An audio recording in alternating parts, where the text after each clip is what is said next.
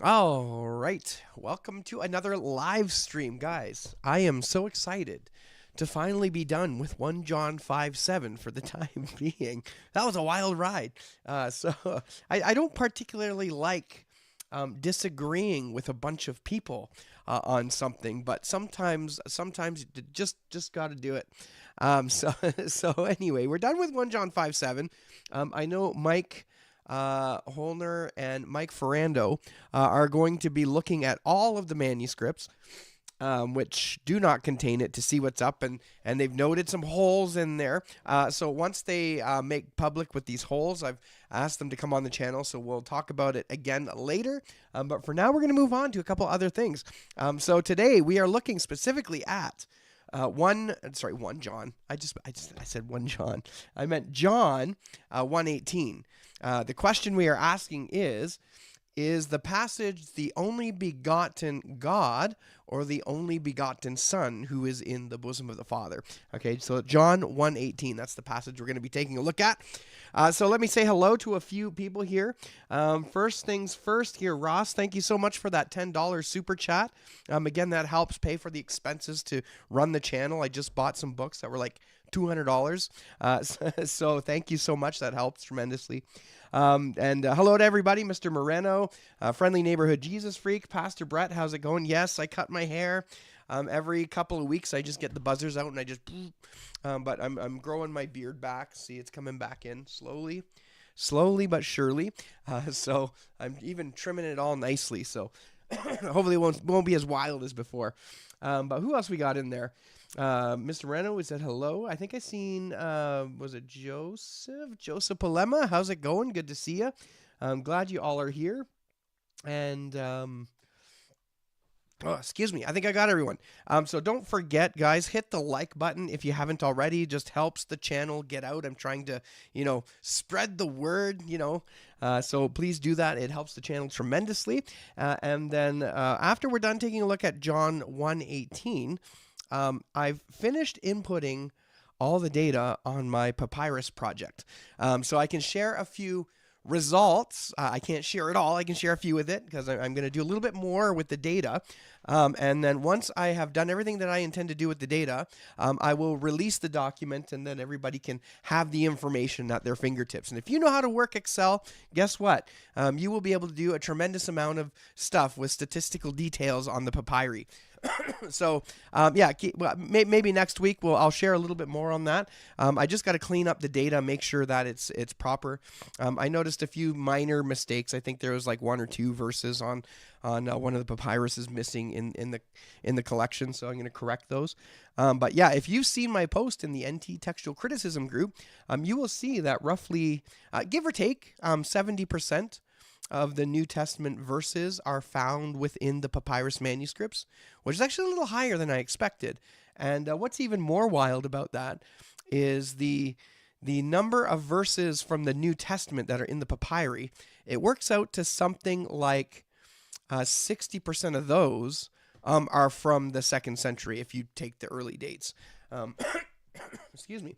So yeah, it's a little and then we'll do a number of things and which books are most widely attested and that kind of stuff. Again, I don't think the papyrus are the be all end all of text criticism. Okay, I understand that we're talking about Egyptian manuscripts.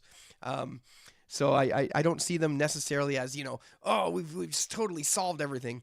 But it's interesting anyway. At a very general level. The papyri give us more details or give us, tell us that the New Testament existed at least up to the 2nd century, right? And I'm thinking of the recent debate, so I don't know if you've watched this or not, but, let me zoom this down. But Wesley Huff is making it in the news. He's making the rounds because he totally destroyed, I forget his name now. How can I forget his name? Billy Carson. Totally wiped him clean, right? So of course I reached out to him. I'd like to interview him. I don't know if he will, right? He's super famous now, and I'm just a little guy. But who knows? We'll see if he comes back with that. But yeah, like when you're talking to people like Billy Carson, the papyri I think still have some value apologetically. So he was going on and on and on and on about the Sinai Bible and how the Sinai Bible doesn't have the resurrection account in it. But of course it did, right? And we all saw his boss move, right? He grabs it and says, "No, it's right here," in Sinaiticus. But the resurrection appearances also happened in the papyri, and those are 150 to 200 years earlier. So yeah, there's some apologetic value. I mean, we may quibble about some readings and stuff, but in the overarching picture of what the Word of God is, I mean, it's good. So anyway, yeah. So I want to show you that spreadsheet after we're done here, just to give you an idea of the data that's in it, and then next week I'll probably share a little bit more on that. But anyway. So before I get too far off track, we're here for John 1:18. So before I do that, let's pop over the comments real quick. I noticed somebody else popped in there. Who we got here? Tron de Hanchus. How's it going? Couldn't the variant only begotten God potentially be theologically problematic and contrary to the doctrine of the Trinity, as it seems to say that the Word is the unique God? I don't think so. And you'll see why as I go into the details here. But I don't think that a theological case could be made for either side, right? And let me rephrase that. An interpretational case, okay, could be made with either variant, only begotten God or only begotten Son. You could do a proper Trinity with both. You could interpret it both ways, and we'll see that. And then only begotten Son, you could interpret that Trinitarian or not in both ways. In fact, Oneness Pentecostals today, Oneness Pentecostals will typically use the King James Version. And of course, as you know, the King James Version has only begotten Son. So they have no qualms with that. The Jehovah Witnesses, too, this is actually part of my discussion points. Let me pop that up. I got all my notes and stuff here. Let's look at the Jehovah Witnesses just for a second here, because we're talking about John 1:18. I'll pop that over here. Yeah, we're gonna give them some traffic. That's okay. How do I switch that here? There we go. All right. So this is the Jehovah Witnesses Bible. I hate these stupid things. All right. All right, so in talking about John 1:18, this is the comment from the Watchtower Society. This is what they say about John 1:18.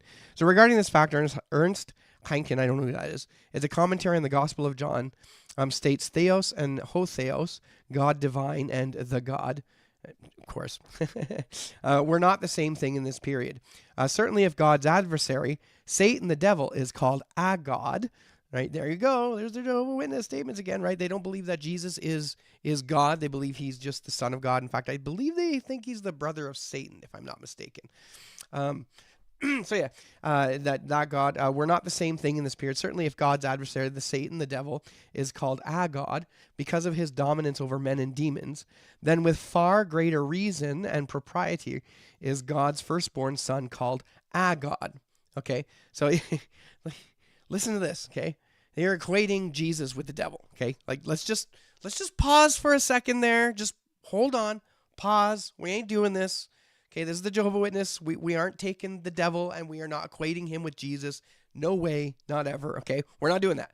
But listen to the reasoning. It goes, the only begotten God, as the most reliable manuscripts of John 1:18 call him.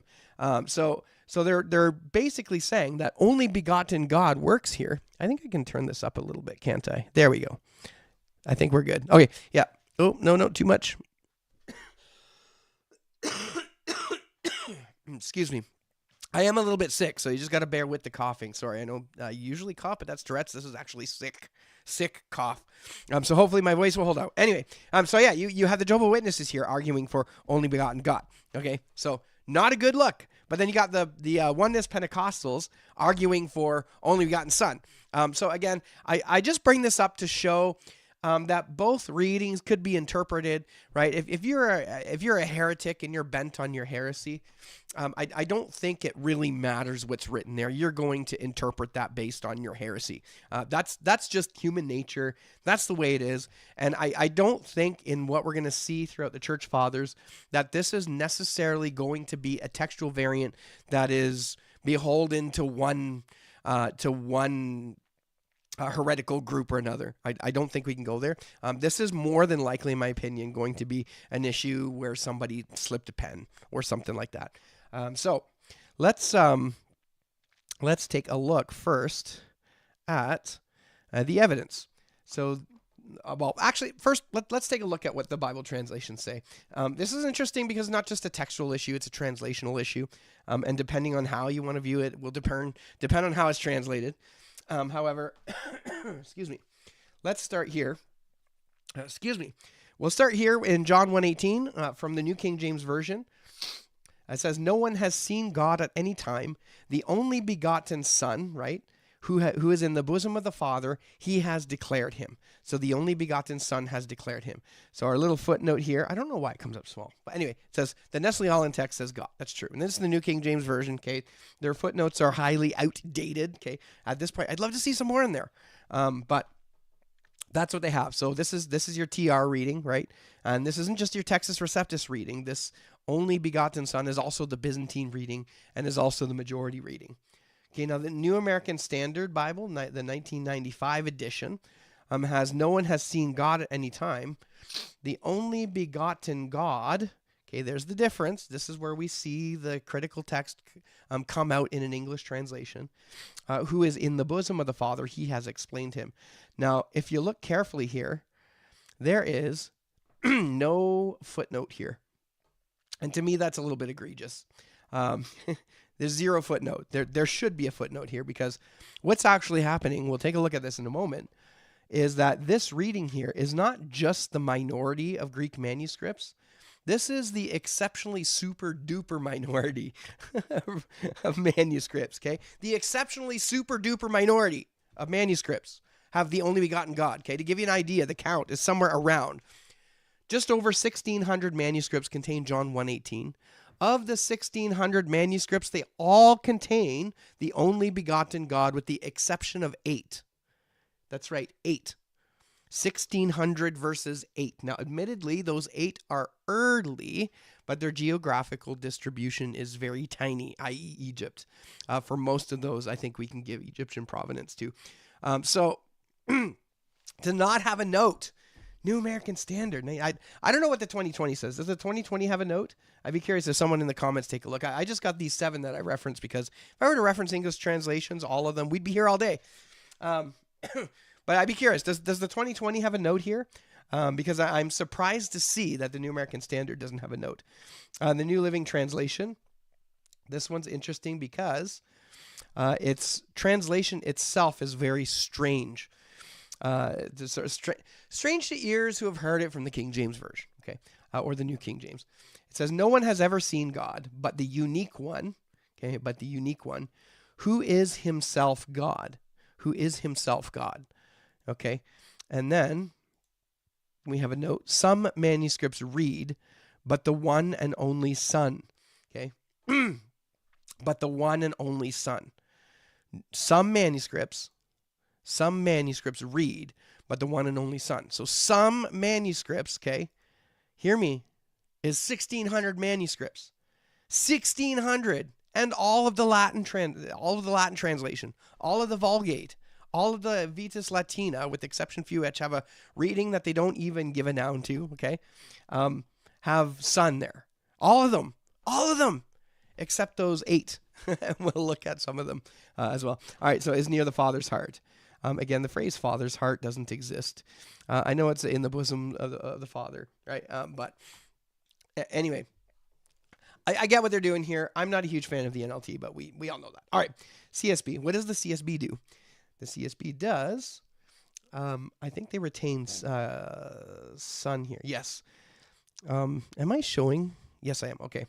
"No one has ever seen God, the one and only Son, who is himself God and is at the Father's side. He has revealed him." All right, so there it is, the one and only Son. Okay, so CSB, we're good. CSB, do they have a note there? They don't have a note there. I am surprised. So we have this like word that's translated differently in various English translations, and they didn't put a note there. You would think they put a note there, okay? They should have put a note there. There should be a textual note there. So the NASB and the CSB, they need to get like the, put a note there. Put a note, Okay, it's just a tiny little, like a little tiny in the margin. Okay, you can afford to do that. Do it. Put a note. Oh my goodness. Okay, the New International Version. Pop that up here. Verse 18. No one has ever seen God but the one and only Son. They use Son there. Look at that. Who is himself God. Let's see. They got a note there. Oh, there it is. Some manuscripts, but the only Son who. But the one and only Son who is himself God. That's interesting. No, that's right. Okay. So there must be another textual variant close by. But the only Son who, and who is in the closest relationship. Okay, yeah, this is the issue with dynamic translations. It's hard to kind of follow along with what they're doing. But yeah, okay. And then lastly here, the NET. They had a really extensive note. We'll take a look at the NET's note, but first we'll look at Metzger's after we're done this one. And this is probably the strangest way I think I've seen this translated coming out of the NET. And so it has. No one has ever seen God. The only one, himself God, who is in the closest fellowship with the Father, has made God known to him. And they do note it, and they give a very extensive note. I think they went with the reading. Did they? It's hard to tell. It's in the footnote. I think they went reading without the noun, without having Son or God with it, and they just... or maybe they put... No. They definitely put God there. Yeah, sorry. These dynamic translations. Sorry for a little bit of a loop sometime. All right. So that's the English translations. Before we come back to the footnote in the NET, I want to take a look at Metzger's commentary because this is an interesting bit in the commentary. So we have here... excuse me. With the acquisition of P66 and P75... Okay, again, these are the oldest manuscripts to contain this reading, this passage in John 1:18.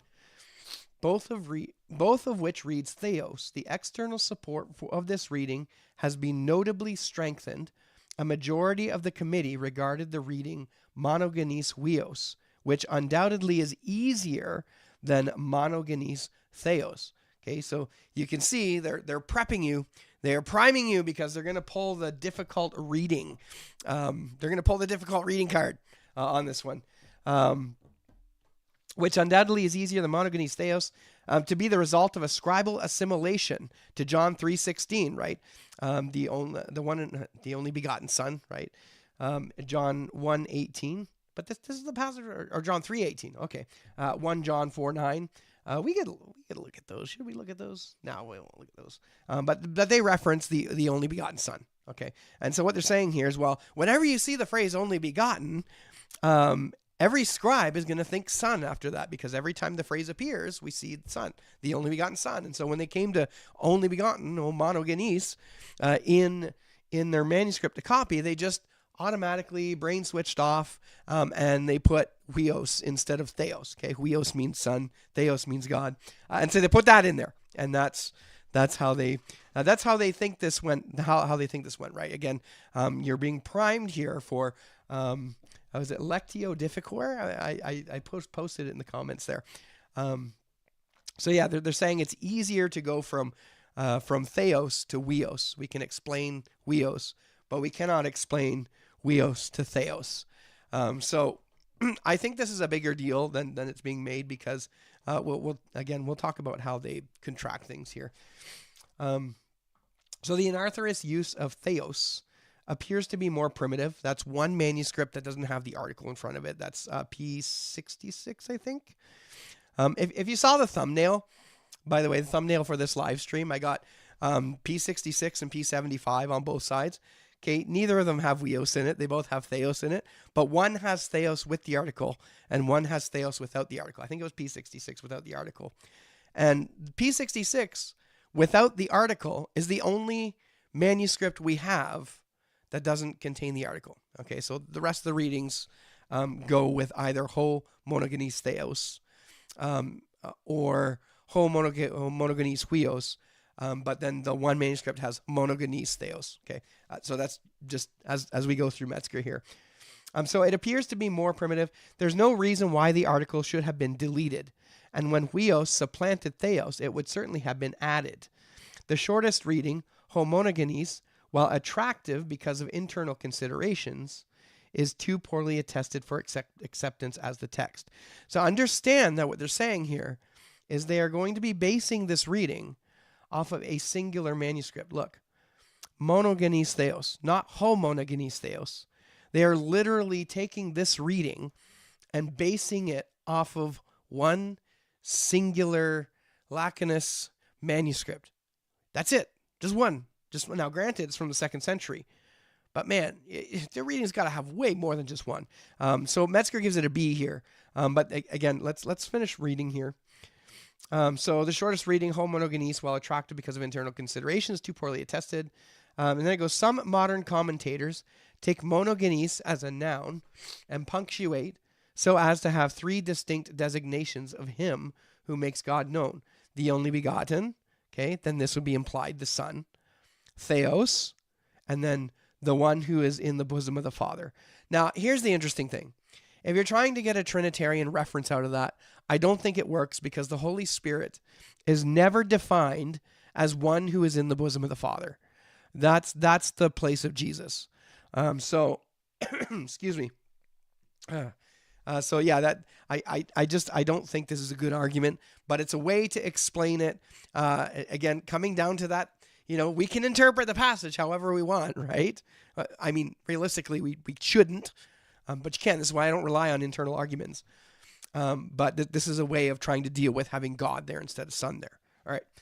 Now, this is where this note gets interesting because as a little addendum to the note given, AW, I think of Arthur Pink when I see that. I don't know who that is. I think it's Arthur. Maybe it is. I don't know.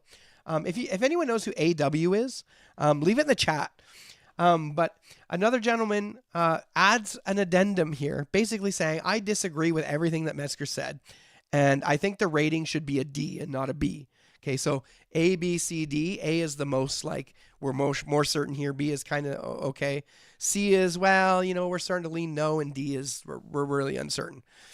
So he writes, whoever this guy is, it is doubtful that the author would have written monogenes theos, which may be a primitive transcriptional error in the Alexandrian tradition. And here it is. Weos and theos. At least a D decision would be preferable, AW. All right. Excuse me. So there's the transcriptional error. Somebody sees a Y that's maybe faded, it looks like a theta, or a theta that's maybe faded and looks like I said Y. I said a Y. I meant to epsilon. Okay, epsilon. Just bear with me. So you see there's doubt within the committee itself. All right. So they're not happy with this one. So that's Metzger's take on this. Metzger himself is appealing to the most difficult reading, which just happens to be the one reading that is in a singular manuscript. End of story. The second commentator says, well, I disagree here. It's probably going to be Weos, but we don't have, where we're not as certain. Okay. So that's what's happening in Metzger. So before we pop back over to the NET's note, let's take a look at the comments. Get Gnomed, how's it going? I think you asked if I was sick. The answer is yes. I don't know how long my voice is going to last. I didn't have a voice this morning. My voice came back through the day.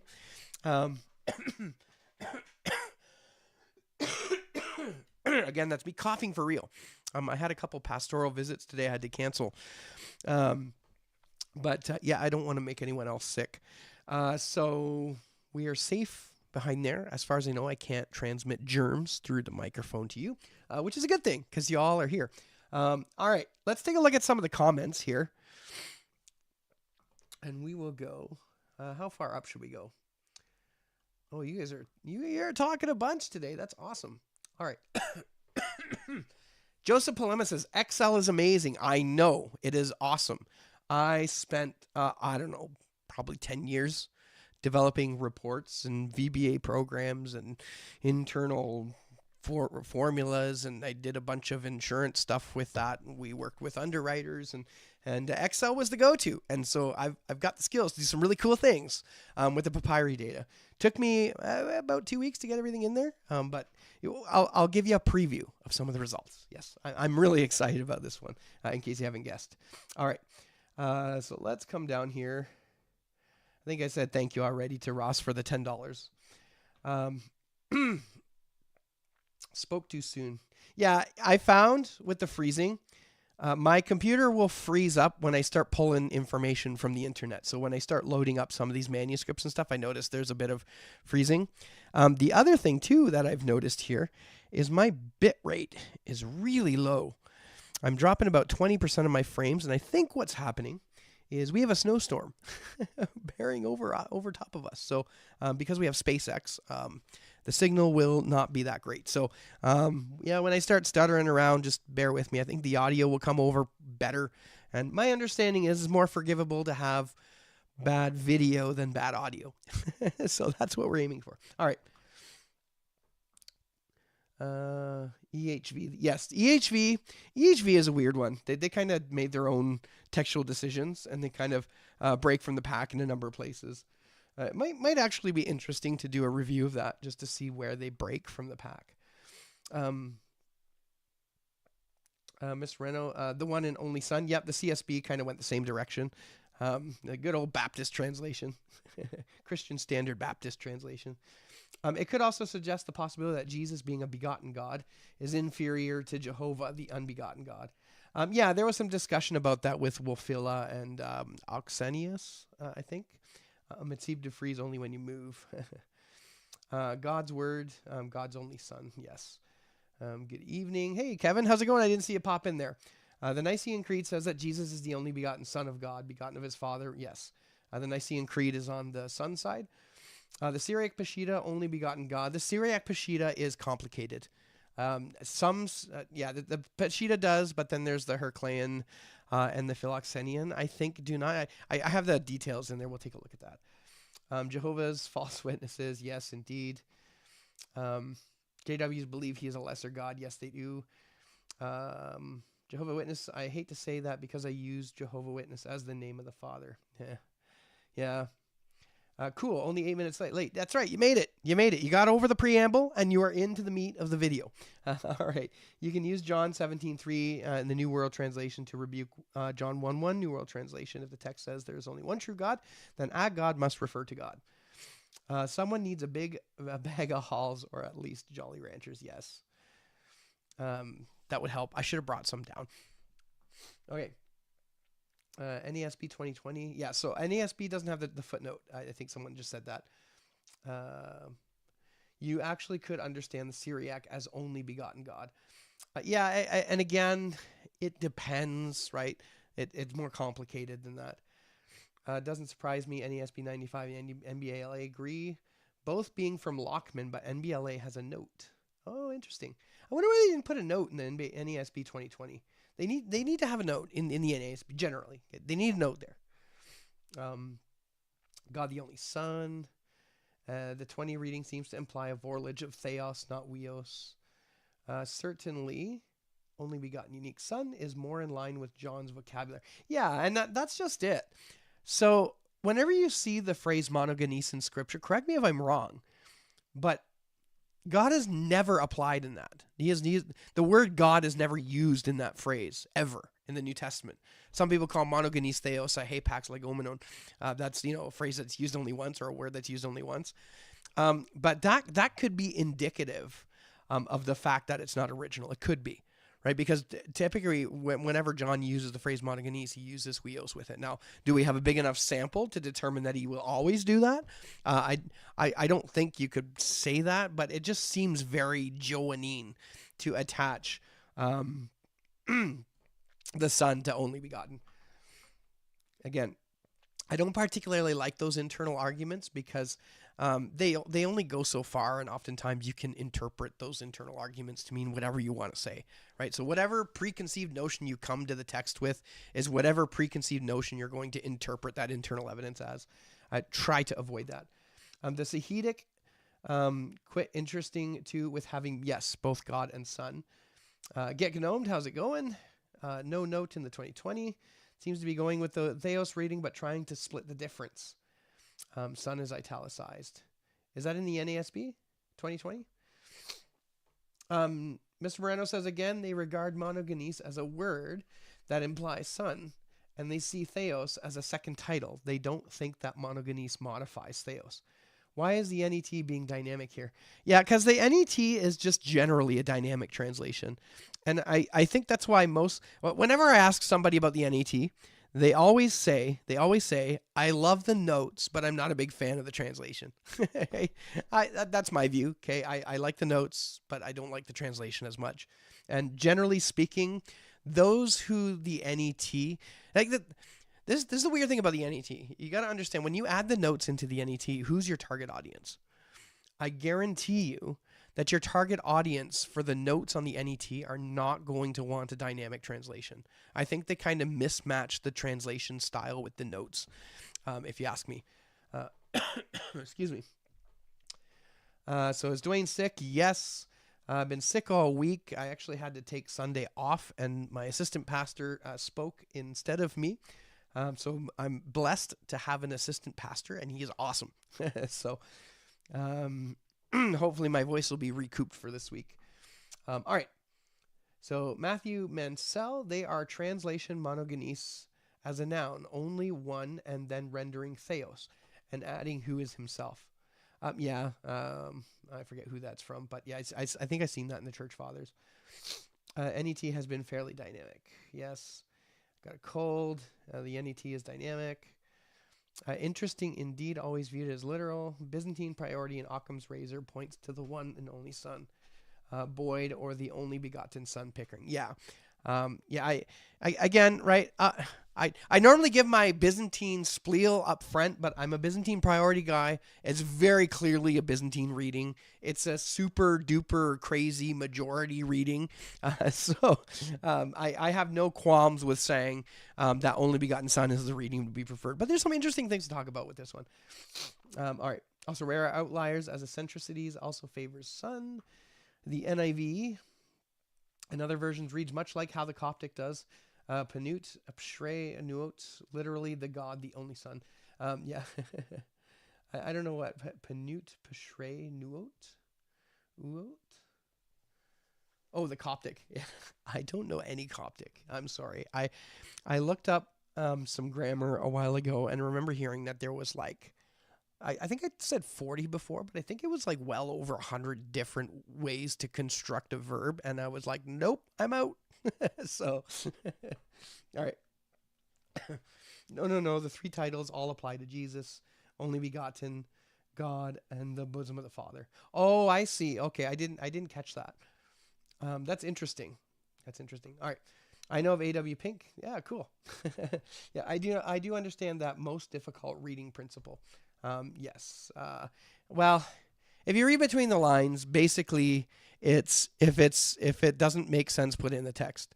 And so what you end up with is a text that doesn't make sense because you've got that. Now, to be fair, okay, I got to be fair, is it isn't just used Lectio brevior. That's the shortest reading. Lectio difficior is used in tandem with other principles. It's almost like a last resort, and then this one is given. So then they go for the more difficult reading. But of course, the issue is if you're using it as a last resort, excuse me, then that doesn't mean that the other ones could explain it. This is admittedly, right, from the critical text view, a very difficult variant to deal with because of those early Egyptian manuscripts. But anyway, so I'm not a huge fan of that specific reading. Like, again, you read between the lines. It is basically saying, put the difficulty in it. That's why you end up with weird readings in other places. I don't think we need to go there. I don't think we need to go there for this one, especially given the attestation in the Greek manuscript tradition. I mean, it's huge. It's a super duper majority. I got to come up with another phrase than super duper majority because that just sounds funny. All right. It's brain damaged. All right. We're almost at the bottom of the comments there, and then we'll continue on. So Get Gnome knows Pink. Ross Lewachuk, same. Joseph Polema, Irenaeus in Against Heresies, Book 3, Chapter 11, has only begotten. Yes, you're right. Except in, I think it's in the same book, or maybe it's the other book. He uses the only begotten God. So the fathers are messed up. Okay, the fathers are messed up here, admittedly. Okay, if you were hoping to get some clarity on the issue from the fathers, you are going to get mud, and you will see what I mean when we get in there. Odd Irenaeus quotes both so close together. Yes. Oh yeah, you got it there. Okay, you caught it. Yeah. Friendly neighborhood. I actually used the completely opposite principle. The harder reading is actually more liable to be an error. Could very well be, exactly. I can't wait until the editors of the THGNT produces their textual commentary. Yes. I didn't know that. I didn't check. I didn't check what they use there. But that's interesting that they go with Weos. I wonder what their reasoning is. That's interesting. All right. Hey, Mike, how's it going? All right. Thanks for the welcome. John uses monogenes by itself in verse 14. Yes, but he doesn't append God to it. Squeezing in here at double speed to catch up. Oh, good. Well, we're almost done with the comments. So, actually, I have the Chrome speed extension. So currently cruising along at 2.3. Man, you are a fast moving brain, man. That's awesome. All right. Even though I prefer more literal translations, I kind of like the dynamic nature of the NET exactly because of the notes. Yeah, I mean, some people may. I just for anecdotally, right? That's not been what I've noticed about people who use the NET. All right, I just got an ad for dog food. That's funny. I think the father's favored son instead of God. Ross Lewicek, father's mud. Agreed. There we go. All right. Okay. Let's see. We were going to take a look at some manuscripts because why not? It's fun. So I will. Let's see if I can pop my notes out here, and then you guys can see where I'm going. Okay, I'm going to have to do something about this. So I have this one spot on my table where I use my mouse, and it's got like pits and stuff in it. Makes my mouse not move right. Let me... Oh, hey, I got Discord open here. That doesn't happen ever on the live streams. All right. Oh, yes. All right, there we go. Now, we can take a look at the evidence. All right, so just real quick here. This is the evidence from the manuscript tradition. I basically listed all of the unseals here in favor of the reading. So we got Alexandrinus as a 5th century manuscript, Codex W, Washingtoniensis, as a 5th century manuscript. And then we have basically 9 and 8th century manuscripts, one specifically dated in 949. So yeah, 9th and 10th century unseals. It's not as much as that looks interesting to have all 9s and 10s and 8s. It's really the manuscripts that are 7th century and below, there aren't very many of them.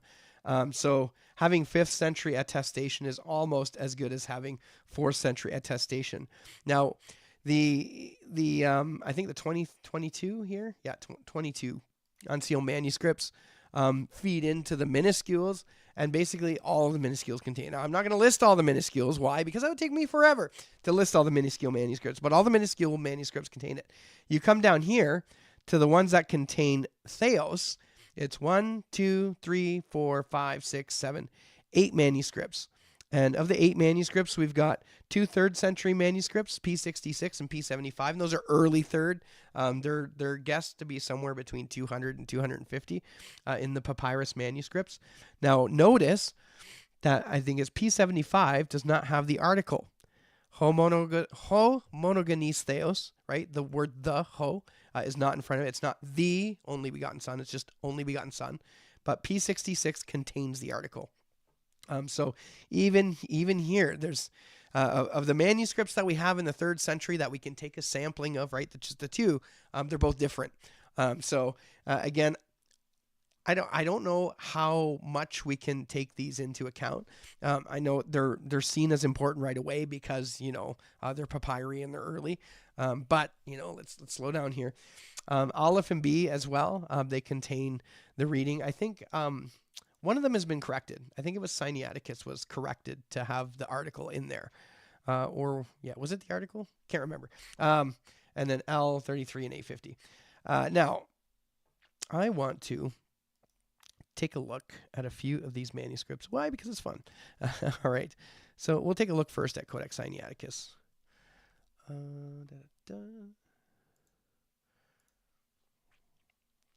do I have the internet up here? I do.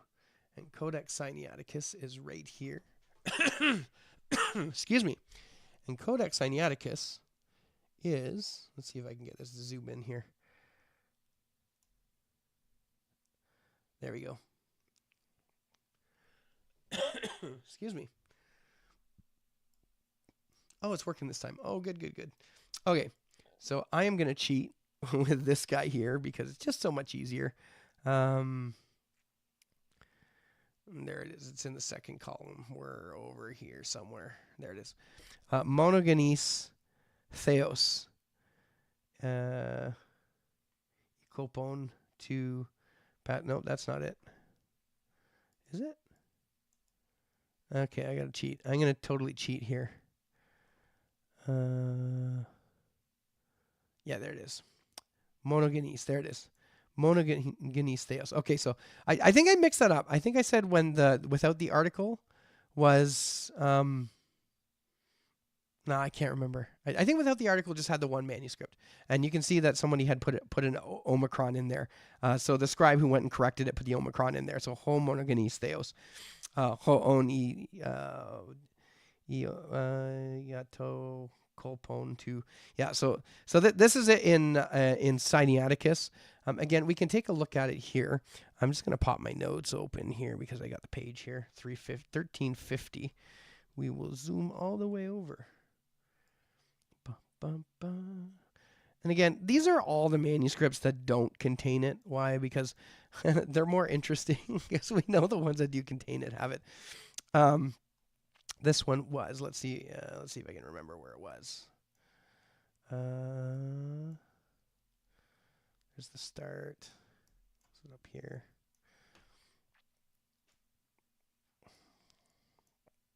Okay, rotisan afton.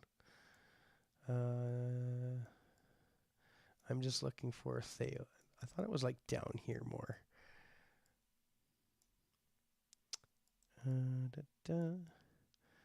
Oh, I should have had this all ready to go. Now y'all are going to be waiting for me to find it.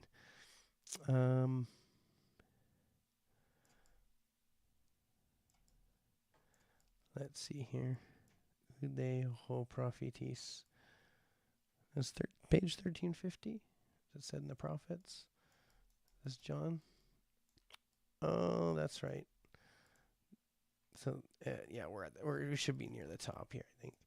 Teen Doxon and the glory of him who has seen Ioannis Martyri bears witness, and we have seen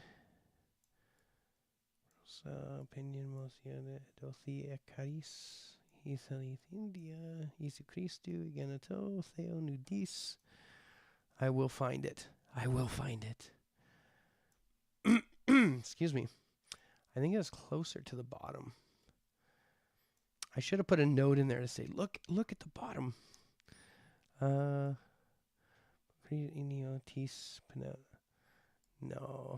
Okay, erotisan off to. No, it's up here a little bit more.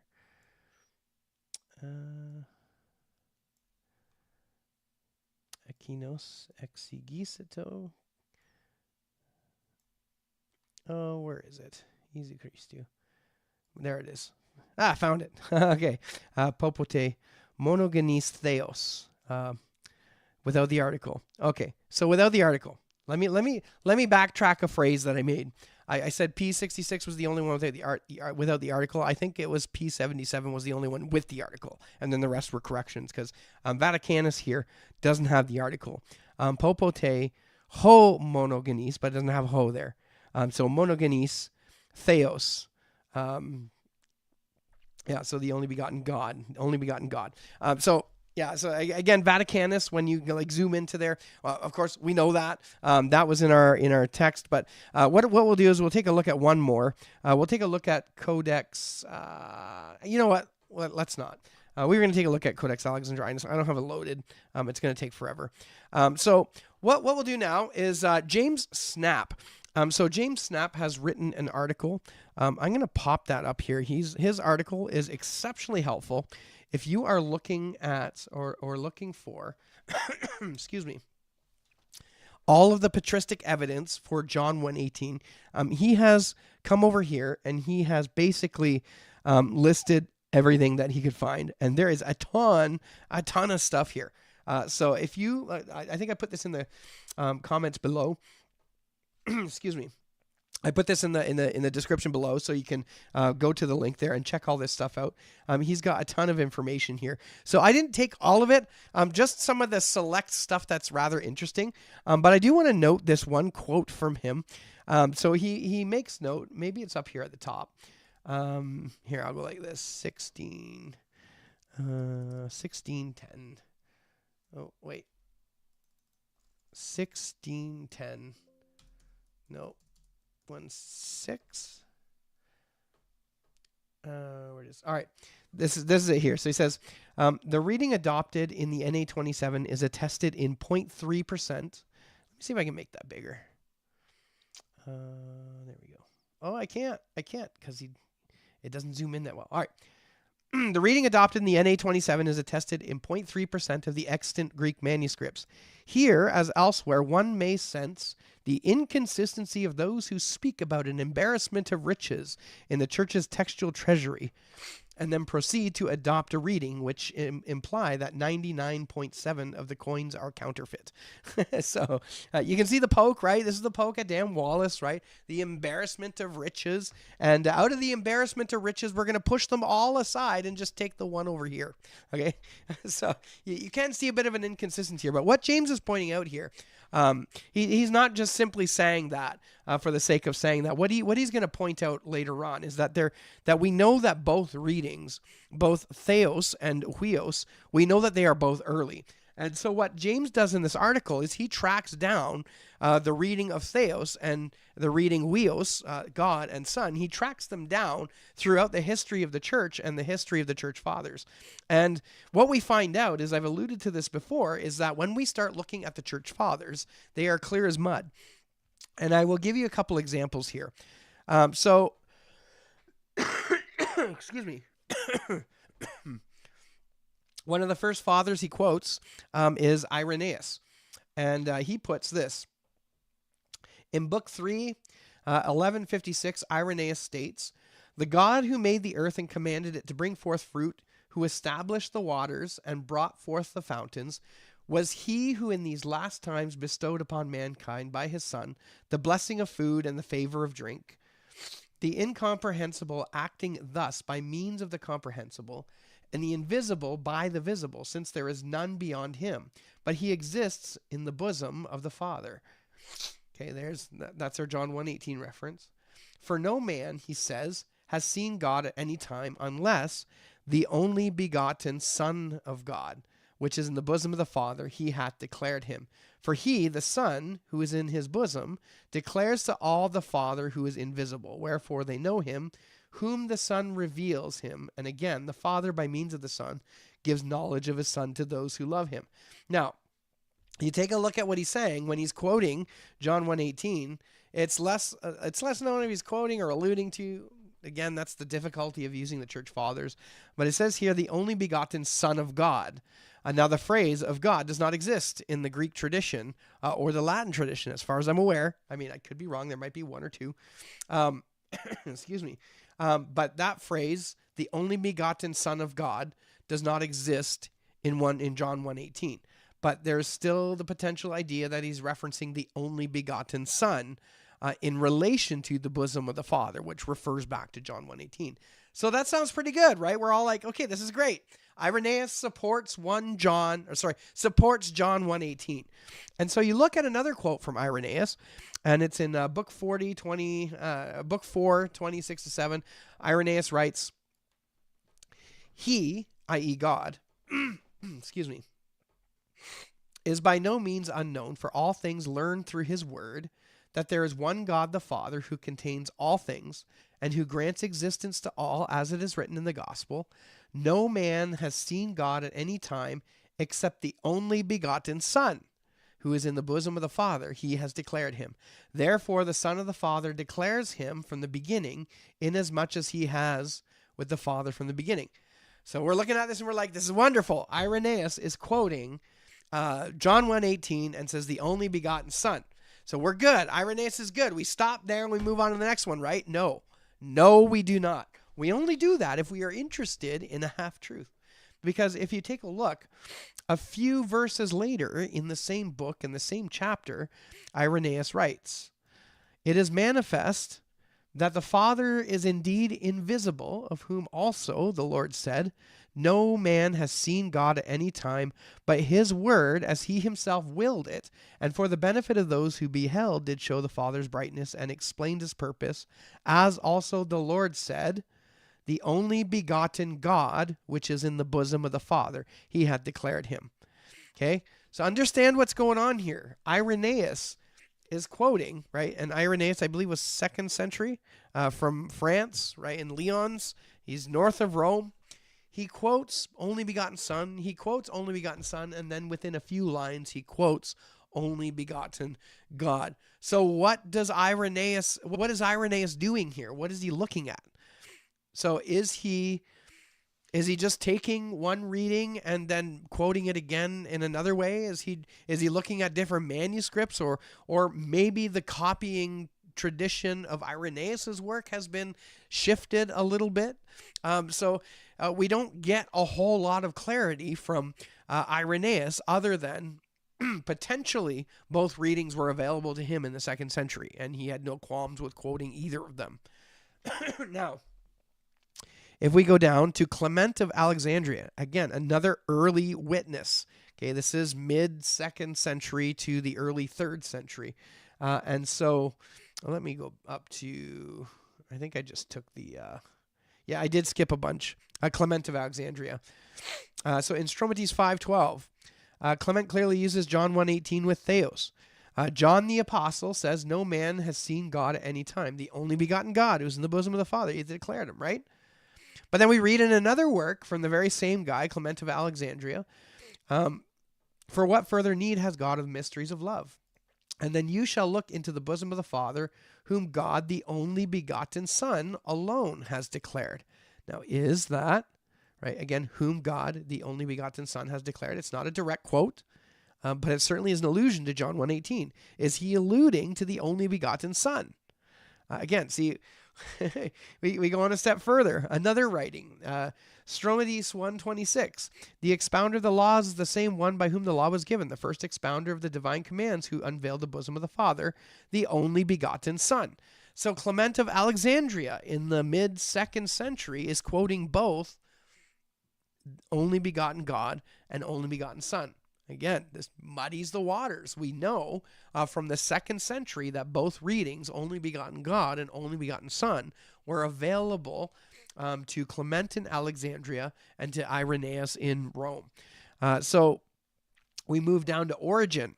Now, Origen, again, is interesting. It's even more interesting. So if we look at I'll just read the section here. It'll be a little easier. So in his commentary on John 2:29, Origen makes a clear utilization of John 1:18 with homogenes theos, the only begotten God. Okay, so this is a clear reference. According to John came to bear witness to the light, and his witness bearing, he cried, saying, he that comes after me exists before me, for he was before me. For of his fullness we have all received in grace for grace. For the law was given by Moses, but grace and truth came through Jesus Christ. No one has seen God at any time, the only begotten God, who is in the bosom of the Father. He has declared him. Okay, so he's very clearly referencing only begotten God. But then in Contra Celsium, it says here that Origen supports theos in some copies of the composition, but there's at least 2 copies where huios is used.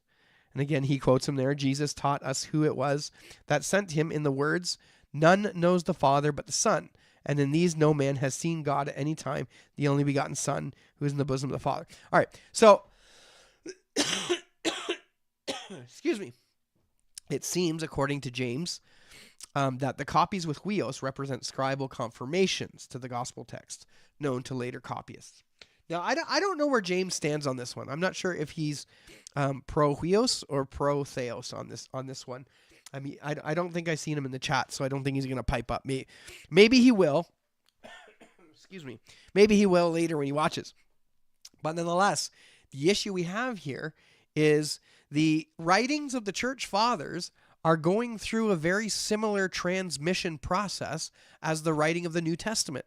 Their texts are being possibly altered to conform to the text that they have in front of them, or it's possible that there are scribal errors in them. But either way, this is part of the reason why this kind of muddies the water a little bit, is because they too are going through their own transmissional process, and some of these issues are coming up and not producing much light on the problem. Now, a couple other places. Hippolytus in the late 2nd century, he quotes the only begotten Son in Rome. In Carthage, Tertullian, he quotes also the only begotten Son. We have Athanasius of Alexandria. Again, remember, Origen is in Alexandria, and Clement is in Alexandria.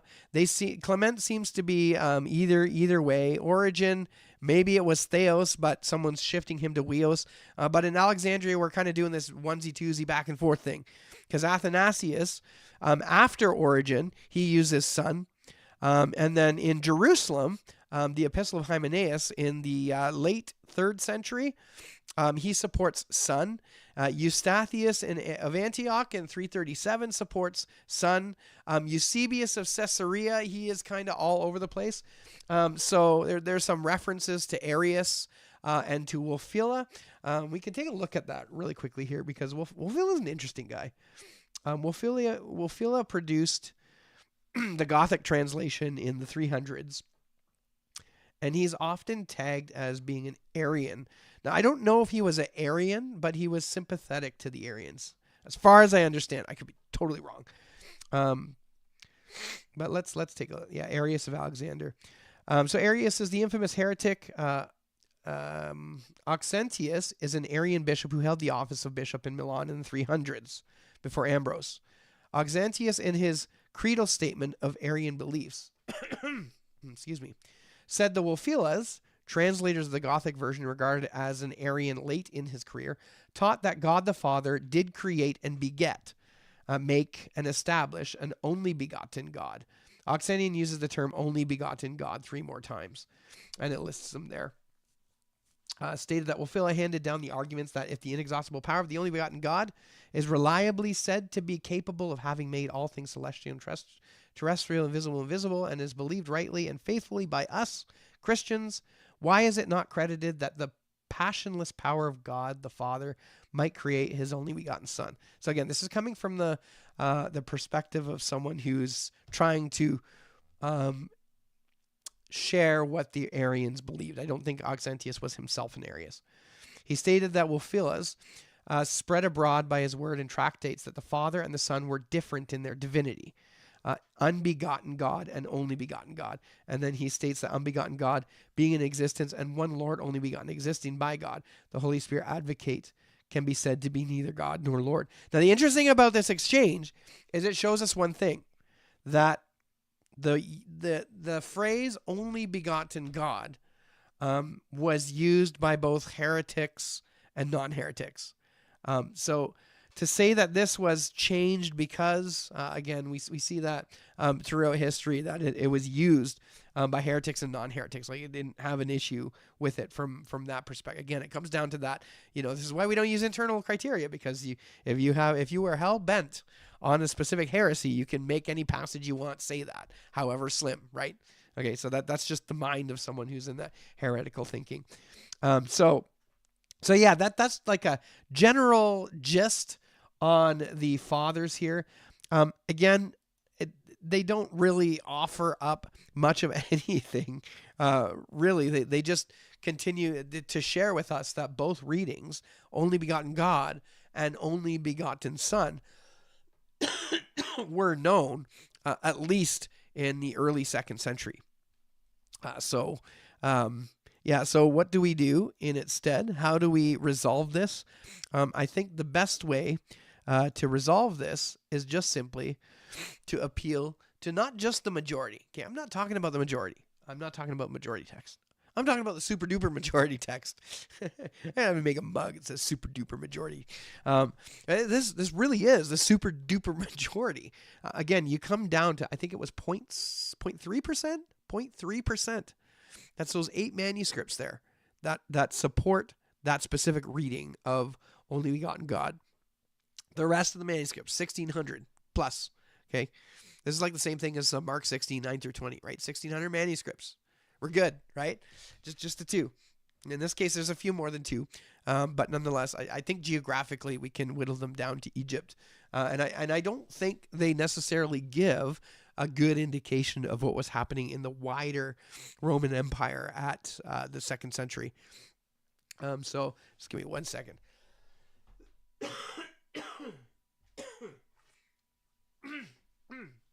Yeah, so that's I think that's probably the best way to go with this one.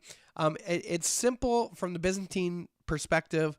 From the critical text perspective, you've got a lot more to weigh through and figure out.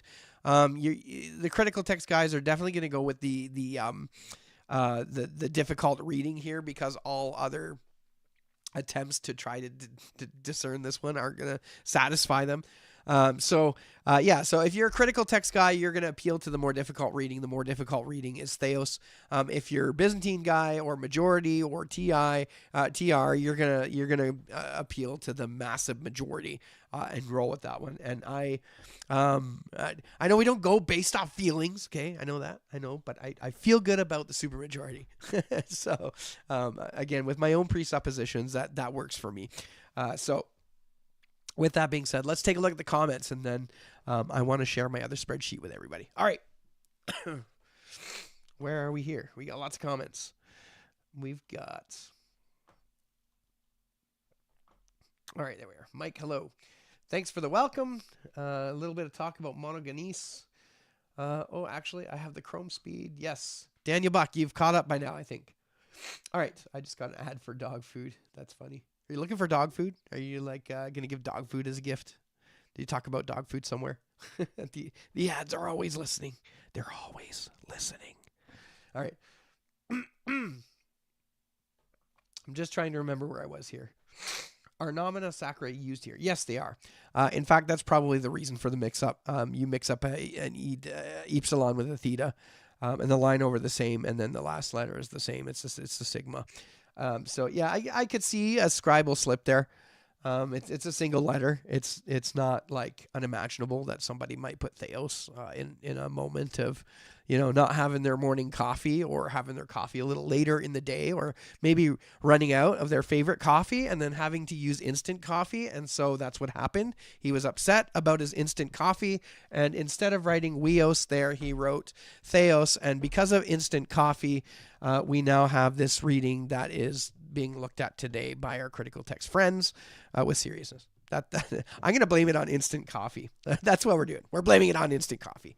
No, I'm not bitter about the instant coffee I had to drink this morning. All right. Johannes, how's it going? Good to see you. Robert Warren, God had a son who's supposed to be God cursed and crucified for our sins to be forgiven, that God used to forgive, right? It's a run-on sentence. Sorry. That's generally, I think that's almost Christianity in a nutshell. And you come to him in faith, right? Believing that he is the Son of God. And you trust him to deal with your sin. You put it all on his plate by faith, right? And then he will take that, and he will wash you and cleanse you. And that's the beautiful truth of the gospel, is that if you come to him recognizing that he is the way, the truth, and the life, he will save you. It's an awesome truth. Robert, if you don't know Jesus, you need to know him, because he is capable of forgiving so much. And we don't even recognize how much he is capable of forgiving. All right. So get gnomed. I've seen JWs claim the church had a Trinitarian bias for verses in Scripture, yet a lot of the times they went actually for the rendering that doesn't help their position, like John 1:18 and John 1:5. Sure. Gotta love all those emendations. There's not many, but yeah, there's a few in the critical text. In the ECM, I think there's 3. One in Acts, the famous one in, I think it was 2 Peter 3:10 or 1 Peter 3:10. Can't remember. I can't remember where the third one is. I'm gonna guess it's probably in Luke Acts. Video looking great at 1080 HD quality on my Chromebook. Awesome. My camera is set to 780. So what you're seeing is when you have 1080 on your screen, you're seeing my border on the screen, and the comments on the left side. Those are all 1080. But the screen in the middle where I'm talking, this is 720. That's me trying to save a little bit of bandwidth because I know that the stream isn't totally great on Starlink. Not yet. Getting there, but not yet. All right. Modern text critics would rather go with an anonymous and erroneous manuscript instead of men who had direct connection with the apostles. Yeah, but you know what? Even in this one, Get Gnome, to go with the men who had direct access to the apostles, it still doesn't clear this one up. So again, I'm by faith, by faith. I know people don't like to hear that. By faith in the transmission of the Greek New Testament. I'm going with the majority text there, and of course, faith is faith, but we have other reasons for thinking that the Byzantine text goes back a lot further than the 8th and 9th century manuscripts that we've seen there. That'll be worth covering. I've reached out to Dr. Robinson to come back on the channel and spend some more time with me, and he will. So keep an eye out for that in the future, and we'll probably talk a little bit about that. But yeah, the main argument for that is that the Byzantine text is not just a single monolithic unit. There's actually streams of Byzantine texts, plural, within that. And as much as that may sound like a bad thing, it's actually not. Because what that does is it shows us that these streams are, one, they're independent of each other. They don't interact with each other much outside their own stream. And those come out of that 7th, 8th, 9th century promulgation of manuscripts. So we know that those streams of Byzantine manuscripts go back much further than those 7th, 8th, and 9th century witnesses. And of course, in the papyri, we have a number of Byzantine readings, so that's they're there. And then of course the quotes from the church fathers and so on and so forth. So it's I'm doing it on faith, but we also have other grounds to believe that. All right. Modern text critics just want to cast every possible aspersion and some impossible ones on the text. Yeah, I don't know if I would necessarily put bad motives on modern text critics. I know a few, and they're great guys, and I think they're genuinely looking to reconstruct the text. I don't think they have bad motives. They're just trying to sort through the data, much the same way we are. So they're just coming to different conclusions. They may be wrong conclusions, okay? They might be wrong, okay? But that's okay. That's okay. We still love them as brothers. All right. All right. I have 1920 1080 monitor that I devote almost exclusively to watching videos. That's awesome. I was going to get a big fat TV stand and put one right here, right in behind me, so that I can see, because I got 2 monitors, just not enough for the live stream. All right. 4K HD monitor. Nice. I meant patristics on certain variants. P66 and gotcha. All right. I also have a 1920 1080 monitor that I use for everything else. Both were bought for me. Nice. And when dealing with Greek texts, the vast majority are done anonymously. That is to say, we have no name of the scribes attached. If you want names of the scribes, your best bet is Syriac ones. Yeah, you find names of scribes on many of the minuscule manuscripts. You typically don't in the uncials, but that doesn't necessarily mean, excuse me, that doesn't necessarily mean that they're unreliable. There is a certain, what do you call it? Sorry. There's a certain coherence. That's the word I'm looking for amongst the manuscripts. And of course, when you have the fathers using them, and when you have church leaders using them, right? Like it's, I don't think, I think you're making a mountain out of a molehill there, essentially. Yeah, Snap's magnum opus. Yeah, I've told James that he needs to take all of his articles and he needs to make them into a book. So I hope he does that. I hope he takes me up on that. All right, the church fathers use the NKJV and the NASB together. Yes, that's it. Irenaeus, quoting the New King James Version. Sorry, KJV guys. The NKJV is on it. All right. Michael Anderson, you will never understand John 1 until you take off your Trinitarian glasses. I disagree. Excuse me. All right. Where are we here? Is it really that much? Oh, yeah, there is.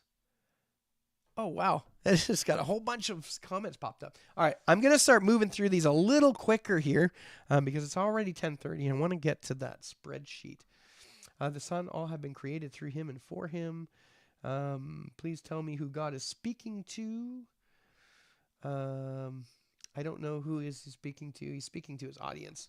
But I'm going to avoid the Trinitarian discussion here between Michael Anderson and Get Gnomed.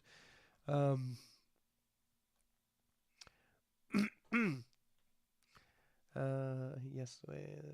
The Vulture. Hey, how's it going? Truth is Christ shows how the KJV Bible is mathematically. Yeah. The problem with that is I have taken the opening lines of the novel Moby Dick, and I was able to find like super crazy references to the Trinity and a whole bunch of other different numerical, like it doesn't work. You can't apply it across the board. Matthew Mentz. Okay. God speaking to himself. Okay. I'm just scrolling through here, just trying to get through some of the comments. Really, where do you get Father, Son, Spirit anywhere in general? Okay. Yeah. All right. Joseph Palema, Dwayne. Any videos on the Trinity in the future? I've studied quite a bit, but ultimately the Holy Ghost revealed its truth to my heart in a real way, which is the best way, which is his way. That's right. Yeah. Joseph, you're absolutely right there. Any doctrine that we come to believe, right? It requires not only simply reading it, but we need to read it with the illumination of the Holy Spirit. People can read the Bible and come to all sorts of ideas and all sorts of ways of thinking. But unless the Holy Spirit is speaking to you while you are reading it, you're not going to get it. Or if you do, it's just not going to stay. The power is not just in your mind to know it. The power is in the Holy Spirit to reveal it to you. There's a passage in, I think it's 2 Corinthians that says, how can a man understand the things of a man unless the spirit of a man is in him? Well, then how then can a man understand the things of the Spirit unless the Holy Spirit is in him? That's a paraphrase. So generally speaking, if the Holy Spirit is in you and he's speaking to you, then he will help you understand these things. And I think Joseph Palema, I think you're right on there. Modalism is off, but I've heard some say Father, Soul, Son, Body, Spirit. Yeah, I've heard the same thing. It does sound a little strange. But I don't know on this channel if I'm going to dive so much into theological issues. I have considered starting another channel to do just that. The only thing that's problematic is just I'm running out of time. I mean, I have my duties at the church. I have to prepare my sermons every week. I have teaching series that I'm doing up for and God are used interchangeably in Acts. John clearly declares that the Father and the Son are both God. Yes. Get gnomed. I'm just skipping over all the Trinitarian stuff here. I am Trinitarian, by the way. I'm not skipping over because it's just if I start in that conversation, we will never get to where I want to go. So anyone here also follow Inspiring Philosophy or Wes Huff? Yes, I do. I had reached out to Wes today. I'm hoping he'll come on the channel and talk about the resurrection in the biblical manuscripts. So I've got some stuff to contribute, and he's way smarter than I am, and he's got some stuff to contribute. So that would be a fun collaboration. But of course, his door is being knocked by all the big guys now because he really, really tore a hole into what's his name? I keep forgetting his name. Ben Carson? Not Ben Carson. I forget his name. Oh my goodness. If you guys don't know the name in the comments. All right, I will sometimes watch Inspiring Philosophy. He's interesting as far as an apologist goes. Yeah. Trinity in Moby Dick. That sounds interesting. Yeah, the opening sentence. You can look at it, and if you count the L's in there, there's 3 L's in the first sentence, and that's because there's a Trinity, and L is Lord, and so you have Lord, Lord, Lord in the very first chapter, in the very first sentence of Moby Dick. So clear reference to the Trinity. It's clear reference. Anyway, I'm just kidding. Sarcasm. Okay, sarcasm. Um, all right. Yes, get gnomed. I've read the New Testament. Yes, you have. King of Comedy. Just discovered your channel today, and you've convinced me on TR only. Oh, interesting. I'm a Byzantine guy, not a TR only guy. But hey, the TR is close enough, in my opinion. Billy Carson, that's his name. Matthew Mentz, you might want to go take an exegesis course at your local church. I can't believe that grifter was on Joe Rogan. Yeah, Billy Carter. That's wild. That's wild. But you know what? Joe Rogan has some really weird characters on there at sometimes. But you know what? It's all good. Keeps it interesting, I guess. Someone watches McClellan. Oh, McClellan. Yes. Yes. All right. Okay. This is what I'm going to do. I'm going to see if I can load my spreadsheet. Hey, Franco. How's it going? I am going to see if I move everything now using the cloud because it's just so much easier. We'll see if it loaded. Papyrus v3. Okay. Is this it? Oh, yeah, here it comes. Oh, it's downloading. It's got to download. Just give it a sec. It's not that big. All right. This is where we get super nerdy. Super duper nerdy. Let me switch this. And I'll see if I can make this bigger. Okay, so what you're looking at is hours and hours and hours and hours and hours of work. I will. Can I pop this over? No, I can't. How can I do this? Do you want to make? Yes, I'll make that a trusted document. Oh, thanks, Franco. All right. So what you're looking at here is a list of every single chapter and verse in the New Testament. So I think there is 7,000, I can tell you here, 7,963 minus 5 is 7,959 verses in the New Testament. And so what I did is I went, is this going to let me do this? This is not. Maybe if I'm going to shrink it just a little. Sorry, guys, I'm going to shrink it a little bit. So on the right-hand side, you're going to see a few bits of information here. Okay, you're going to see, let me go up here. There we go. P1, P2, and these are all papyrus manuscripts. And so what I did is for every single one of these, there's 141 minus 3, because 3 were actually duplicates in the papyrus data. So there's 138. Excuse me.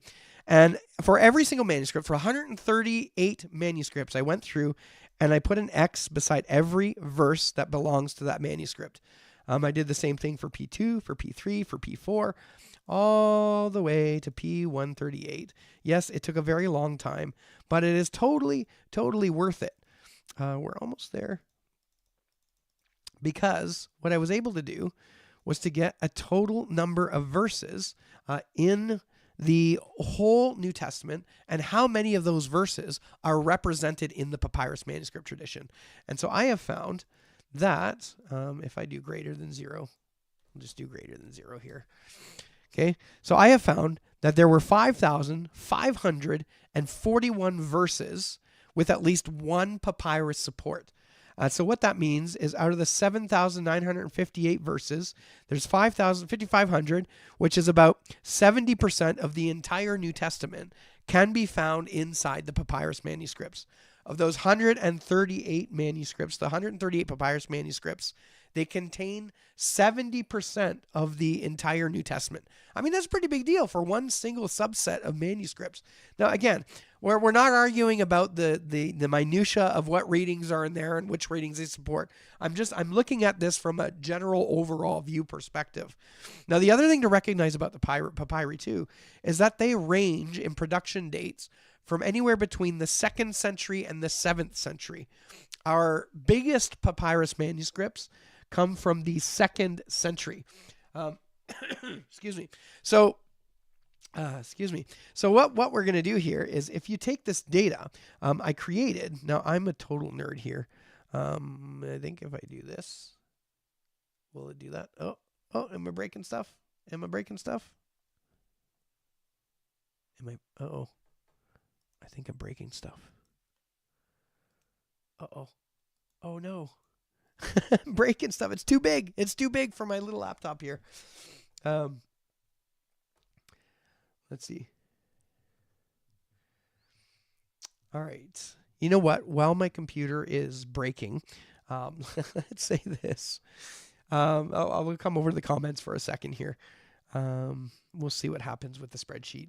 I was surprised. I can't believe that happened. Okay. TR is a subcategory of Byzantine, but one that has had influence from Western. Yeah. So I would see the Textus Receptus. I think I say this in pretty much every video. It's essentially a Byzantine text with some Latin intrusion. That's the best way to describe the TR. So the Byzantine is just purely Greek without any of the Latin intrusions. So I think there's some Latin intrusions in the TR from the manuscripts, from Latin to Greek manuscripts. But I also think there was some Latin intrusions added in there in the Reformation when Erasmus put them together. So yeah. So is the majority text the catch-all term that is an umbrella for TR and Byzantine? It's been used that way. Technically, Byzantine text is not majority text, and the TR is definitely not a majority text. There's a number of minority readings in the TR. And then the Byzantine text, the reason why we don't consider that a majority text is because when there's a split, we don't just go with the majority. There's a little bit more work that gets done there. So verse 24, by the way, isn't okay. That's amazing. Are you going to do a book so we can have this information to deal with the heretics? I'd like to write a book at some point about Byzantine priority. I think at some point I will. If you want Trinitarian, I'm not worried about that. Has anyone here ever written on papyrus before? No, but James Snap has, and I hired him to write me some stuff. But my error was made by Nachmanides, and by the Jew in the time of Justin Martyr, as he mentioned it in the Dialogue of Trypho. Yeah, that's right. I think I'm gonna have to kill the process here. We might have to come back in. I hope I don't kill anything else. Your computer is a turtle, Dwayne. It's generally not. It's just the spreadsheet is more intense than most. I'm going to have to clean it up. Let's see if I can. Oh, there we go. Oh, good. It's not going to crash my computer. The Waldensians had Latin and hid their Bibles. Yeah, I got to do a search on the Waldensians at some point. All right. Okay, let's try this again. Let's see if I can open it. Excel. Okay. Excel. Why did you open? I didn't want you to open. Oh, papyrus data is loading. I might have to. Don't want to hear it. Byzantine priority. That's hilarious. There's the whole thing about the Vaudois having a Latin KJV equivalent, which I think is...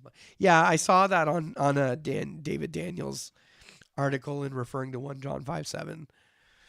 I am of the opinion here that Excel is not playing nice with a Microsoft Surface, which was designed to run Excel.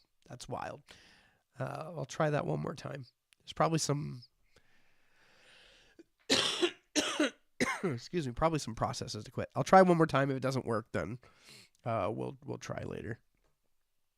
Let's see what happens here. I'm gonna open the task manager and see if there's any Excel processes running. Microsoft not making me happy.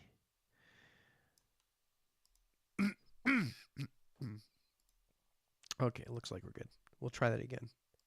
Okay, open Excel. Excel couldn't start. No, don't start in safe mode. Okay, here we go. It works. Okay, it works. We're good. Okay, let's switch it up here. Okay. Yeah, okay, so again, what you're looking at here is all of the verses, and every time, let's close this. We don't need that here. Now remove the files.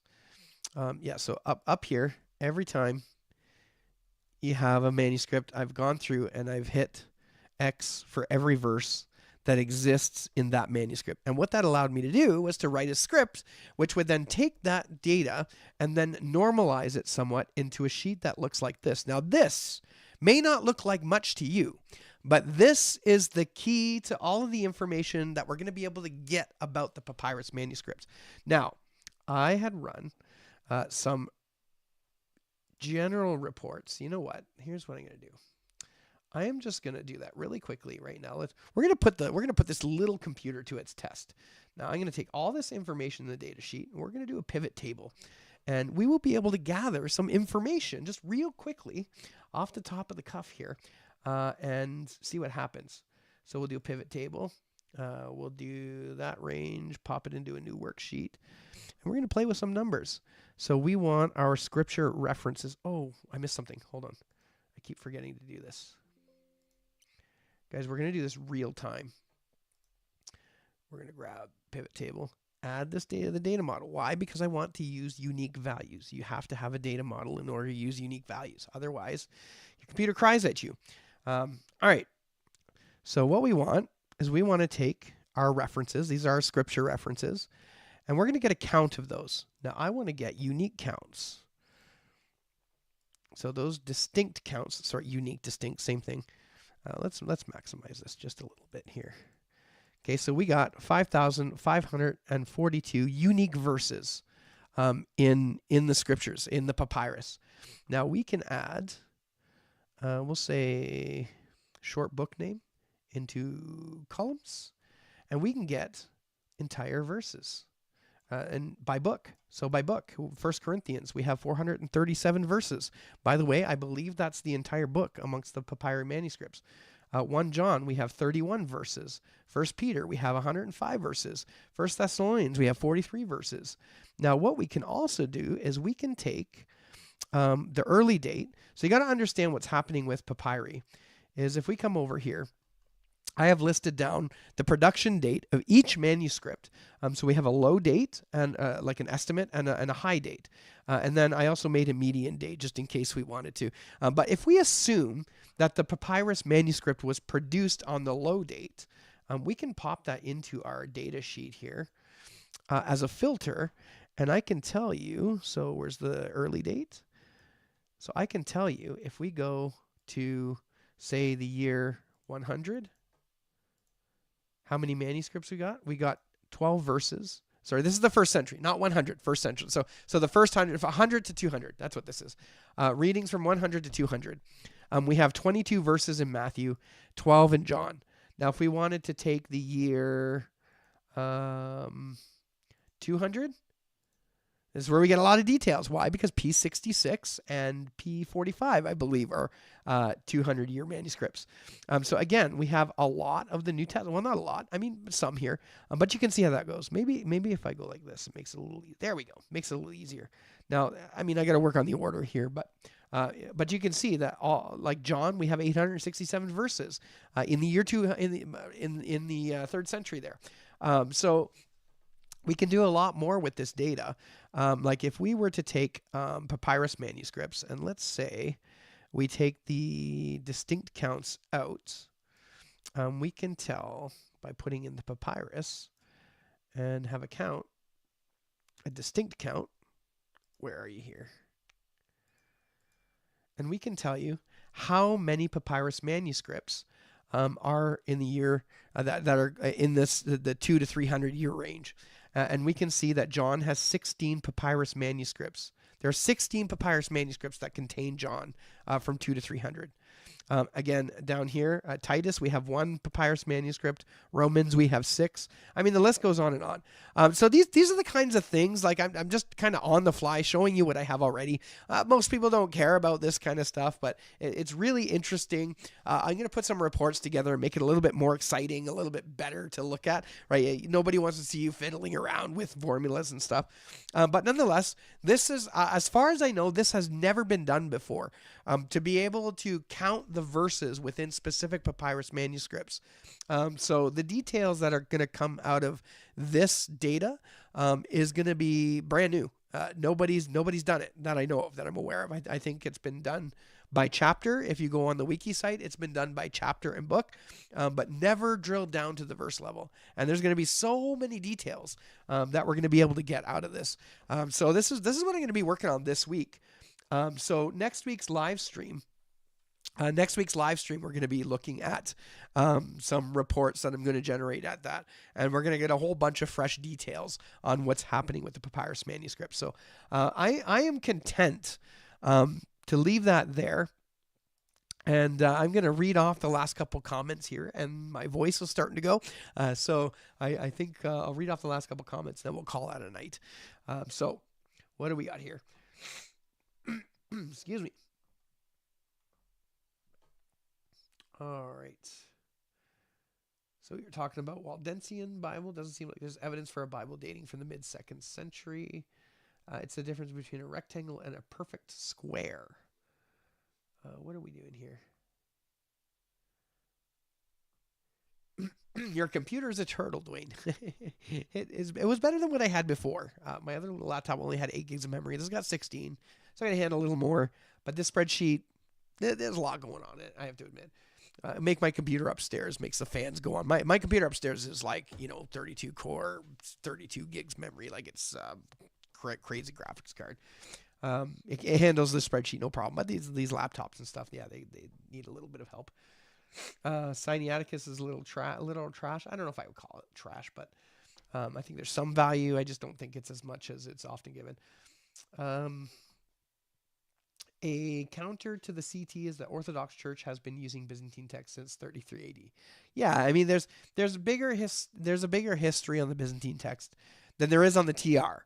Now, when we start going back before the 7th century, then we have to work out through argumentation that the Byzantine text was there, because the Eastern Empire did not maintain their, we don't have a cache of manuscripts from the East like we do from Egypt. And we don't have the wealth of stuff that we have in the West with the Latin stuff. So yeah, the manuscripts in the East, although they're all not extant, very likely go back to a Byzantine root. So Dwayne, what's the difference between the majority text and the Byzantine? Not a whole lot. For the most part, the biggest differences are going to be the story of the woman caught in adultery. Takes a little bit of a different path there.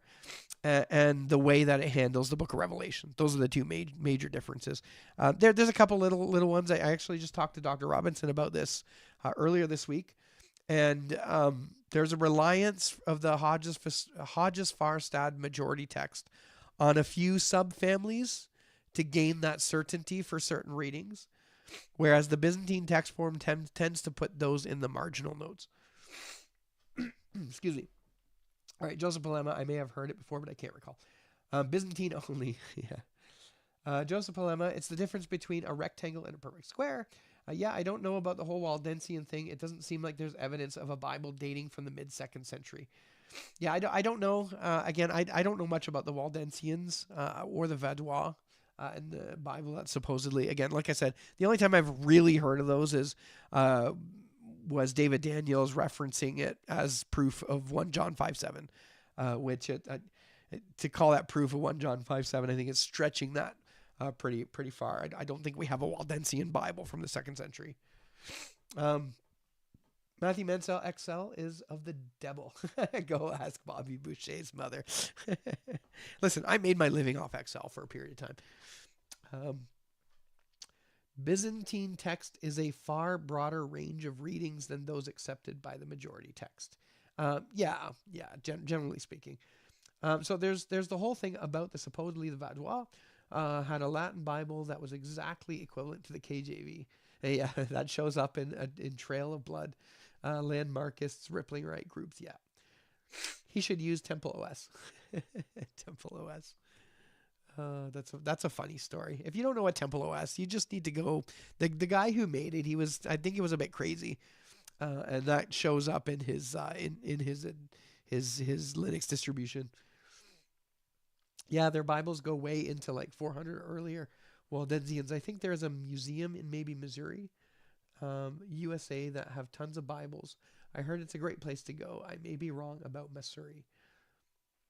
Live stream ads. Yeah. Sorry. I know they're in there. Um, all right. Imagine all the manuscripts that weren't papyrus that are lost. Yeah. I mean, there's a lot.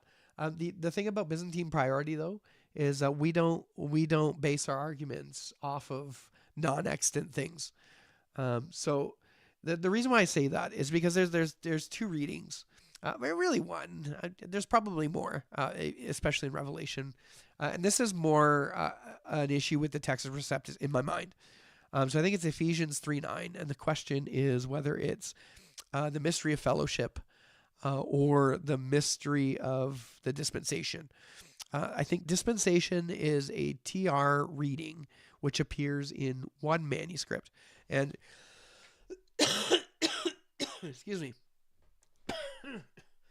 And one of the appeals that I heard for why we keep that in the TR is because, well, there's all these manuscripts that would have been lost in the war, and all these manuscripts that we know that probably existed in the second and third century, but we don't have them anymore, and they're not extant. Um, I think when we have to start giving arguments like that, I think it's an indication that we should probably look to something else. Again, I know the reasoning behind the confessional bibliology and the TR guys is typically going to be we take it on faith, and if faith wants to be your argument, then fair enough. Then faith is your argument. Um, so, but yeah, I don't think we need to go. Well, it could have been in there, but we just lost all the manuscripts, and so now we don't know. I mean, if you go that, then if you take that direction, then you have to be in a position where you're basically casting doubt on the entirety of the scriptures because, well, we don't have any manuscripts. I mean, we lost so many manuscripts. How could we ever know? So it doesn't work. I think it's a really inconsistent way of arguing for specific readings. Um, in my mind, TR guys should probably stay away from that argument. Appeal to faith before you appeal to that would be my suggestion. Has anybody here ever read from the patriarchal text? I think it's related. Yeah, the patriarchal text, I believe, was put together from mostly manuscripts of the lectionary, which are essentially Byzantine. So the patriarchal text is pretty close to the Byzantine majority, even the TR. So you're not going to notice much difference there. Yeah, Kling, I often use the EOB translation of the patriarchal text. Majority text and patriarchal text are critical text editions of the Byzantine text. Essentially, yeah, right. Mr. Miranda's right. That's good. I'm going to read the Eastern Orthodox Bible. What's going on here? We're almost there. That's good. I'm going to read the Eastern Orthodox Bible New Testament based on patriarchal text. Blame Microsoft. Yeah. IBM. I blame Microsoft. All right. Like the TR, the patriarchal text is a subcategory of the Byzantine. So Franco Stagno says there are Bibles that we don't have. Erasmus saw 16 Bibles, all equivalent in the French. I forget. Erasmus had the right office and knew about manuscripts, was one of the most renowned at the time. People gave him so much of Bibles and manuscripts and so on, and he was really very exegetical and was good. See, the only issue here is Erasmus didn't put it in his first two editions. And when he didn't put it into his first two editions, he was essentially accused of being Arian, and there was a whole big kerfluffle. And so the question you ask now is, did he put it in because he actually had some, or did he put it in because he was pressured to put it in? I'm sure there was a manuscript out there, Montfortianus 61. Nick has shown an example of where it's possible that the reading he selected came from a manuscript that wasn't Montfortianus or GA 61. And I think it makes a pretty good case that he was using something else, perhaps either in lieu of 61 or even in addition to.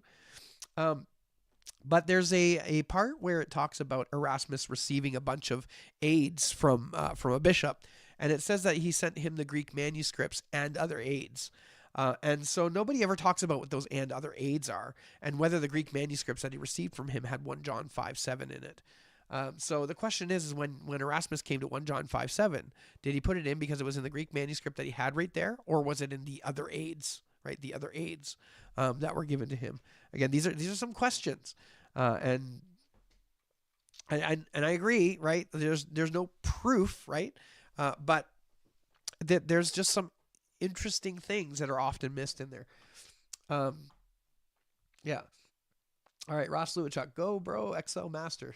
Yeah. How's bro not cold out in Canada with a shaved head? We got the fire going. It's warm in this place. It's real warm in here. Uh, all right, Ross Lewichuk, Lord bless you all. Good to be here, guys. Thanks. King of Comedy, technically, not since 33 AD, but you know what I mean since first said. Yes, I know what you mean. Um, I say that joke having been raised in both traditions, AG and IPHC, on Pentecostal and SBC for Baptist. Yeah. What year was the earliest New Testament book written in? I'm not sure. I want to guess the 40s. I would say no, maybe not the 40s. Was it the 40s? 40s or 50s? I want to say it was like Corinthians or Romans. It would be one of Paul's epistles, I think. How's it going, Tony? We're just finishing up here. You're gonna have to go back and double speed it, and we're gonna be done before you make it to the end. I think we're almost we're approaching 2 hours here. I think there's a difference between faith and feedism. Yeah. I used to be somewhat KJV onlyist. I was never hardcore about it. Mostly stems from being raised in a KJV church. Yeah. I mean, I love the KJV. I read it all the time. I mean, I don't have any issues with somebody reading the KJV. I just don't. I mean, I enjoy it. I think it's a great translation. 70 critics went into a separate room and compiled 70 Greek New Testaments, but when they came back together, they realized that every Greek New Testament agreed with Scrivener's TR. Yeah, there you go. A play on the Septuagint myth. That's right. Joseph Palema, I got to put the kiddos to bed. Might be back in time before you end, might not. All right, Joseph, have a good time. We'll probably be done when you get back because it depends on how easy your kids go to bed. All right.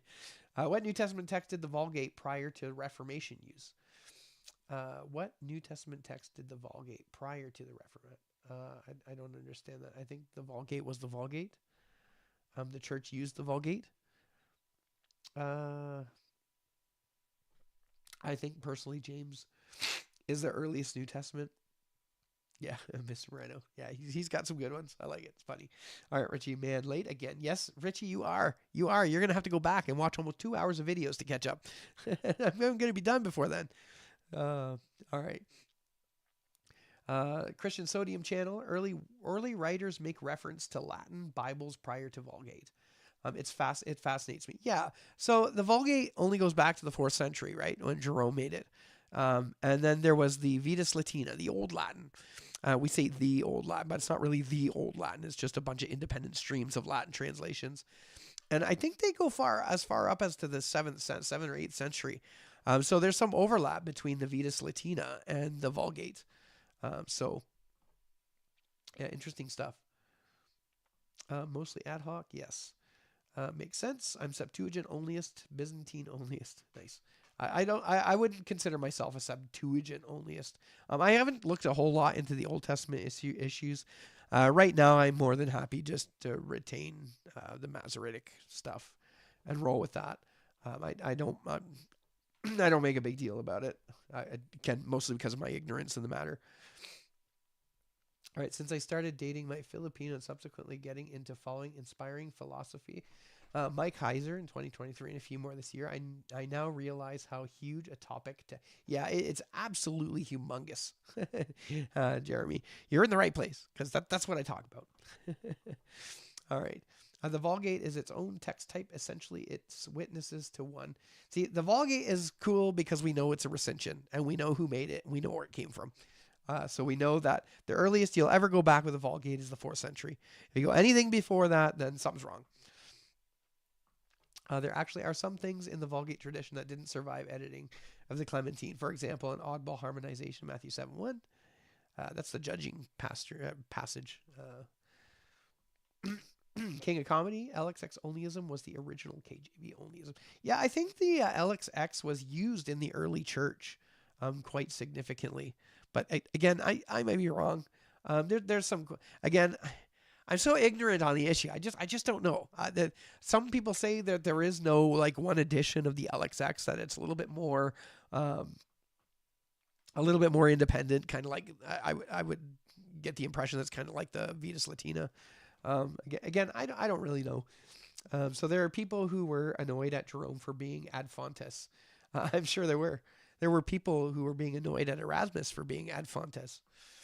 Um, yeah, because they considered the LXX Theopneustos.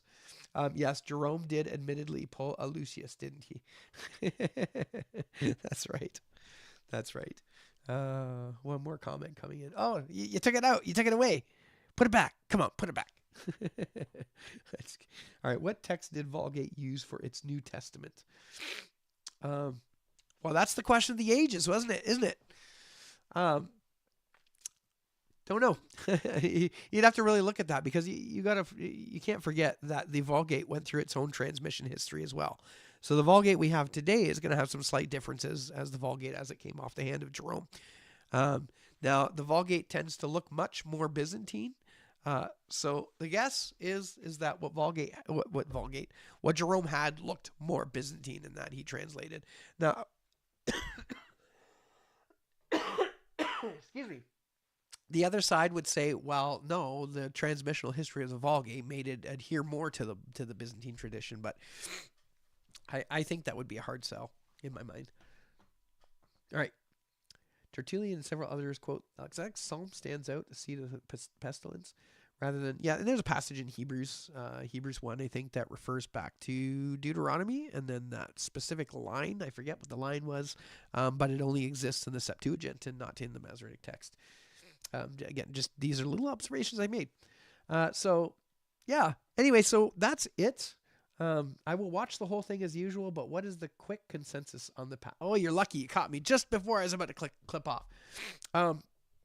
Byzantine, if you're Byzantine priority, if you're TR priority, if you're basically anything but the critical text priority, you're going to keep the reading Only Begotten Son because it is in 99.7% of all the Greek manuscripts. 99.7%, and it's in all the Latin. It's just in 0.3% where it says homologous theos, only begotten God. And there's some question as to whether only begotten God should be there with the article in front of monogenes, the only begotten God, or whether it just says only begotten God. So my opinion, for what it's worth, right? And when I say my opinion, what I'm doing is I'm deferring it back to the Byzantine tradition, which says it's the only begotten God, the only begotten Son. So that's where I stand on it. If you're going to look to the church fathers for some guidance, the water is really muddy. I'm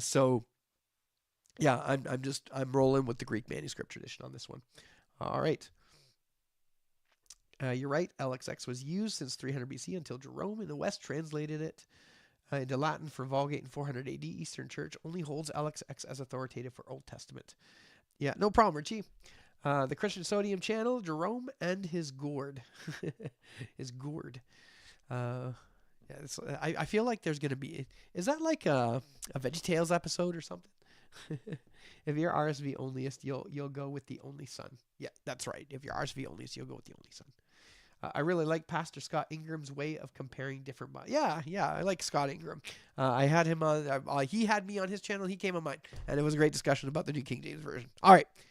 I am going to end there because if I don't end there, I'm going to keep going and I'm going to lose my voice completely. And then I won't be talking tomorrow. So anyway, guys, thanks for joining me on this one. Again, next week, I think we're going to take a look at this spreadsheet. Let me rephrase that. When I say spreadsheet scares people. So we're going to take a look at the papyrus manuscripts, and we're going to take a look at some of the statistical information that I'm going to find. And it's going to be very interesting and very fun. All right, guys. Anyway, until next time, brothers and sisters, we will see you around.